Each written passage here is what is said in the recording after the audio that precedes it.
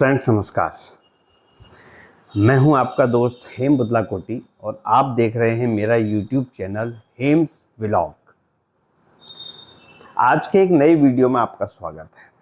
अभी कुछ देर पहले मैं केंद्र सरकार की एक रिपोर्ट पढ़ रहा था, जो कि खुद केंद्र सरकार ने, सेंट्रल गवर्नमेंट जो हमारी है बीजेपी की और जिसके लीडर मोदी जी हैं, खुद सेंट्रल गवर्नमेंट ने लोकसभा में ये बताया कि पिछले 10 सालों में पूरे भारतवर्ष में 89,000 सरकारी स्कूल बंद हो चुके हैं।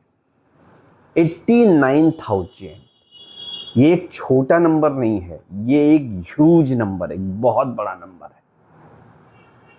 और जिसमें से अकेले यूपी में, अकेले उत्तर प्रदेश में, जहां के चीफ मिनिस्टर योगी आदित्यनाथ है, वहां पर 27,000 स्कूलों को बंद कर दिया गया।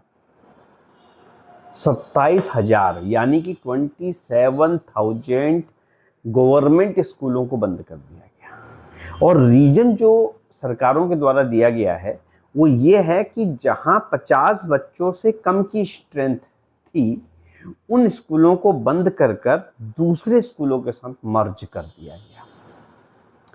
प्रश्न बहुत बड़ा है, प्रश्न एजुकेशन का है, शिक्षा का प्रश्न है। बच्चों की पढ़ाई लिखाई कैसे होगी, प्रश्न ये है।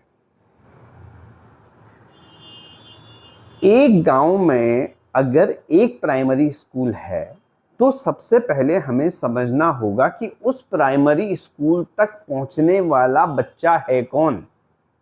वो उस गरीब तबके को बिलोंग करता है जिनके पास अपने बच्चे को प्राइवेट स्कूलों में पढ़ाने के पैसे नहीं हैं। वहां किसी middle class, upper middle class का बच्चा पढ़ने नहीं जाता। वो बच्चा पढ़ने जाता है जिनके घरों में खाने के भी वांदे हैं। तो स्कूलों को बंद करना सरकार का केवल एक बहाना मात्र है। आपने बहाना बना दिया कि हमने स्कूल बंद कर दिए। बंद करने से अच्छा होता कि आप उन स्कूलों को सुधारते। आज के परिवेश में भारत की आज़ादी के 75 साल बाद भी आपने एजुकेशन को चेंज नहीं किया। हमारी एजुकेशन दुनिया की वर्स्ट एजुकेशन में शामिल होती है। एजुकेशन को आपने चेंज नहीं किया। आपने प्राइवेट स्कूलों को बढ़ते हुए देखा, लेकिन ये नहीं देखा कि वो बढ़ क्यों रहे हैं। वो अपने इंफ्रास्ट्रक्चर की वजह से बढ़ रहे हैं। वहां पर इंग्लिश मीडियम एजुकेशन प्रोवाइड कराई जाती है, वो इसलिए बढ़ रहे हैं। भले ही इंग्लिश मीडियम स्कूलों में पढ़ने वाले 70% बच्चों को कुछ नहीं आता, ना वो हिंदी ढंग से लिखना जानते हैं, ना वो इंग्लिश ढंग से लिखना जानते हैं, लेकिन फिर भी वो पढ़ रहे हैं। तो सरकार को चाहिए कि सबसे पहले अपने इंफ्रास्ट्रक्चर को सुधारे। सारे के सारे स्कूलों को बंद करने की जगह उन्हें इंफ्रास्ट्रक्चर मुहैया कराया जाए। प्राइमरी स्कूल अगर है तो कम से कम 8 कमरों की एक बिल्डिंग तो वहां पर हो। 3 कमरे, 2 कमरों में सरकारी स्कूल, प्राइमरी स्कूल चल रहा है। मैंने माना बच्चे वहां 50 हैं, लेकिन 50 बच्चों को डिस्ट्रीब्यूट तो कीजिए। कक्षा 1, कक्षा 2, कक्षा 3, कक्षा 4, कक्षा 5 क्लासेज में 50 बच्चे, मैं एवरेज 10 बच्चों का एक क्लास मानता हूं। तो आपने उन 50 बच्चों को एक कमरे में ठूस रखा है पढ़ने के लिए।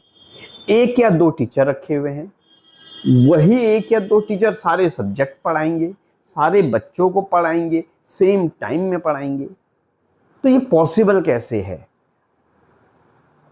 बीजेपी सरकार हो या इससे पहले की कांग्रेस सरकार हो, आप लोग शिक्षा के क्षेत्र में कुछ भी नहीं कर रहे हैं। ना पहले ढंग से किया गया, ना आज ढंग से किया गया। मॉडर्नाइज एजुकेशन का टाइम है। एजुकेशन को मॉडर्नाइज करने का टाइम है। इसलिए जरूरी है कि पहली चीज कमरे पूरे हों, दूसरी चीज सब्जेक्ट के अकॉर्डिंग टीचर हों। मत रखिए फालतू के सब्जेक्ट, 4-5 सब्जेक्ट रख दीजिए। हिंदी जरूरी है, इंग्लिश जरूरी है, हिस्ट्री जरूरी है, साइंस जरूरी है और मैथ जरूरी है। ये 5 सब्जेक्ट ही नीडेड हैं। ड्राइंग मत रखिए, जीके मत रखिए, नैतिक शिक्षा पढ़ाने की जरूरत नहीं है। प्रैक्टिकल ग्राउंड पर एजुकेशन देने की जरूरत है। तो ये सोचना होगा कि स्कूल बंद करना आसान जॉब था, लिखा और सिग्नेचर कर दिया, आज से ये स्कूल बंद। एक गांव का बच्चा जो बड़ी मुश्किल से अपनी गांव के स्कूल तक जा रहा था, अब दूसरे गांव का जो डिस्टेंस उसके गांव से है, कहीं 3 किलोमीटर, कहीं 5 किलोमीटर, कहीं 7 किलोमीटर है, वो इस किलोमीटर की लंबी डिस्टेंस को तय कर कर आप कहते हैं हमने इस एक स्कूल को दूसरे में मर्ज कर दिया, दूसरे स्कूल तक कैसे पहुंचेगा? जरूरत थी कि इन स्कूलों को इंग्लिश मीडियम बनाया जाए, ताकि गांव के जो 85 बच्चे उसमें जा रहे थे, ये 50 ना होकर के 200 होते, क्योंकि उस गांव की जो और बच्चे हैं वो शहरों के इंग्लिश मीडियम स्कूल में जा रहे हैं। अगर उस गांव के प्राइमरी स्कूल में सभी टीचर्स अवेलेबल होते, इंफ्रास्ट्रक्चर अवेलेबल होता, तो और बच्चे भी शहरों में ना जाकर अपने गांव के स्कूल में जाते। इस चीज की इंप्रूवमेंट की जरूरत थी, लेकिन आप लोगों ने नहीं किया। आप हमारे देश के वो नेता हैं जो नेता कहलाने लायक नहीं है। आप लोगों को मैं सी करके संबोधित करता हूं, क्योंकि आप उस कैटेगरी में खड़े हैं। इस एजुकेशन का भट्टा बिठाने में अगर हाथ है तो आप जैसे लीडरों का हाथ है, और साथ में यहाँ की जनता का हाथ है, जो हरामखोर दारू पीकर वोट देते हैं, मुर्गा खाकर वोट देते हैं, मिठाई खाकर वोट देते हैं, पैसे लेकर वोट देते हैं, क्योंकि इन्होंने वोट देश की तरक्की को नहीं दिया। और आप जैसे नेताओं ने वोट इनसे जब मांगा, देश की तरक्की के लिए नहीं मांगा, अपनी तरक्की के लिए मांगा, अपने विकास के लिए मांगा, क्योंकि आपके बच्चे तो विदेश में पढ़ लेंगे ना।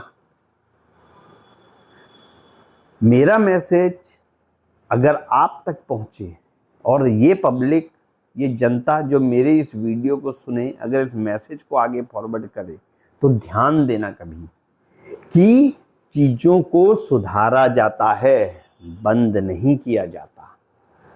चीजों, अगर मेरे घर में कहीं पर कोई तकलीफ है तो मैं उसके कोने को बंद नहीं करता, उसको इम्प्रूवमेंट करता हूँ। अगर मेरा कपड़ा फटा हुआ है तो मैं उसे फेंकने से पहले टल्ला लगाकर ठीक करता हूँ। अगर मेरी कुर्सी टूट गई है तो मैं उसकी टांग ठीक करवाता हूँ, उसे फेंक नहीं देता। इसी तरह ये स्कूल है, इसको चलने दीजिए। इन बच्चों को अधिकार है, इन्हें पढ़ने का अधिकार है। वो पढ़ें या नहीं पढ़ें सेकेंडरी है। सरकार का जो कर्तव्य है कि राइट टू एजुकेशन, शिक्षा का अधिकार, ये हर बच्चे का फंडामेंटल राइट है, और ये राइट टू एजुकेशन उसे मिलना ही चाहिए। आज हमारा सुप्रीम कोर्ट मरा हुआ है, हाई कोर्ट मरा हुआ है, जनता मरी हुई है, नेता मरे हुए हैं, ये पूरा सिस्टम मर चुका है। ये सिस्टम जिंदा नहीं है, और मुझे शर्म आती है कि मैं इस सिस्टम का हिस्सा हूं, मैं इस पब्लिक का हिस्सा हूं, मैं इस नेशन में रह रहे मुर्दों के बीच में एक मुर्दा हूं। तो मेरा ये वीडियो जो कोई भी देखे, मजा तब है इसको शेयर करने में, मजा तब है जब मेरी बात करने वालों के कानों तक पहुंचे। उठा के अंदर कर दें, मुझे डाल दें, ठूस दें, मुझे फर्क नहीं पड़ता। लेकिन वक्त को बदलने के लिए जरूरत है कि हमारी एजुकेशन सिस्टम को बदलना होगा, शिक्षा व्यवस्था को बदलना ही पड़ेगा। इसलिए मैं आप लोगों से रिक्वेस्ट करता हूँ, मेरे इस वीडियो को लाइक कीजिए, शेयर कीजिए, सब्सक्राइब कीजिए। इस चैनल के ग्रो होने के लिए ज़रूरी है कि आप मुझे पसंद करें और इस वीडियो को इतना शेयर कीजिए कि एजुकेशन सिस्टम को सुधारने की दशा में अगर मैं एक छोटा सा कदम उठा रहा हूँ तो हम सोशल मीडिया के जरिए ही सही कदम से कदम मिला पाएँ, हम अपनी आवाज़ बन पाएँ, हम उन हजारों लाखों बच्चों की आवाज़ बन पाएँ जिनसे आज उनके शिक्षा के अधिकार को छीना जा रहा है। यहीं पे मैं अपनी बात को ख़त्म करता हूँ। उम्मीद करता हूँ आप इस वीडियो को आगे तक पहुँचाएंगे। आज के लिए इतना ही। Thank you very much. Thank you.